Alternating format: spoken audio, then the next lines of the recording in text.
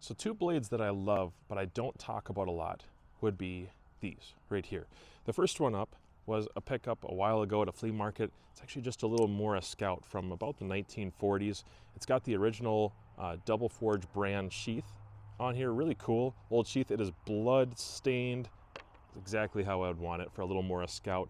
When I first saw the knife, actually, you couldn't tell what it was. The knife itself was so beat up and blackened from rust, you just couldn't even tell what this thing was. And now you can actually see the branding on there. I did clean it up a little bit. I did a minimal fix with stones, just the basic fix with stones to take out the chips and rolls and convex of the blade and bring it back to a mostly Scandi or Scandi-vexed edge. You can still see some deep pitting on this little knife. But the handle also is blood soaked and just completely unusable as far as being gummy and stuck, and it's just gross, you know. So I bought it really cheap, and I like this a lot. It reminds me of the blade that my dad used to have. I think we got robbed actually at one point, and they took it. And so this is kind of a maybe sentimental purchase for me.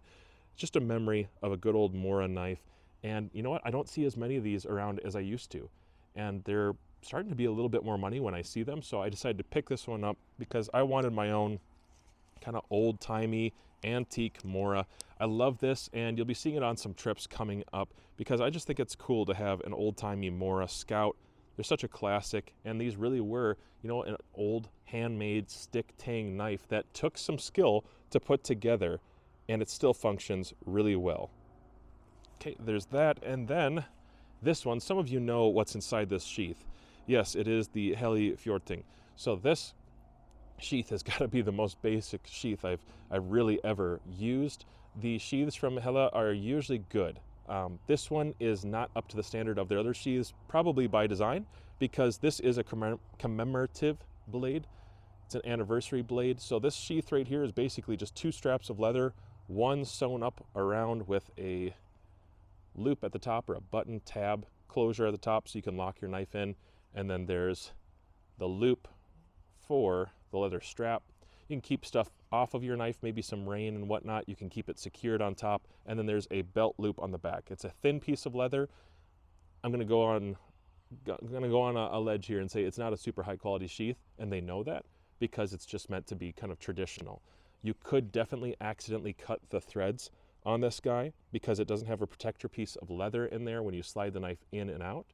And so if you're looking for something you can be kind of rough and aggressive with and you don't really want something traditional, this is probably not really the sheath or the knife for you, perhaps, but it is the knife for me.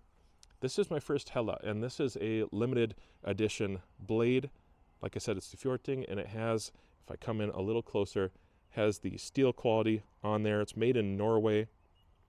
It's like a birch burl, if I remember correctly. You can correct me in the comments if I'm wrong. And it has a green stripe running through with some liners around that. It is also a stick tang, like the Mora is. It's done pretty well. It seems very secure in there. I am really surprised. I wear XL size gloves, and if you can see how that fits in my hand, I'm sort of impressed at the fitment because it is a very thin, not only blade stock, but handle. It's relatively thin. Let's pull out the Mora so you can take a look at that. Check out the two of these together. This is one of the reasons I actually love these blades. They're thin blade stock. They're not super thick, chunky boys. They're rat tail tang or stick tang. But now you can see where the advantage is of this guy and why it's been a great woodworking, hobby, craft knife for a lot of people for a lot of years. It does fit my hand well. It's actually relatively comfortable somehow. I'm really surprised that it is so comfortable. And it's well made. It's not a perfect knife. This isn't a $300 custom, but it's a pretty good knife, and it is a limited edition rather. Thank you for watching this video. Now is my question.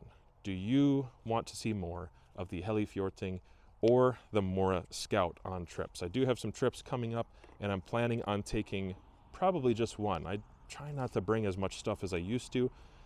So which blade do you want to see? You're going to have to go ahead and comment down below which one of these blades do you want to see more content on in 2025, and I'm actually going to try to put out a decent amount this year.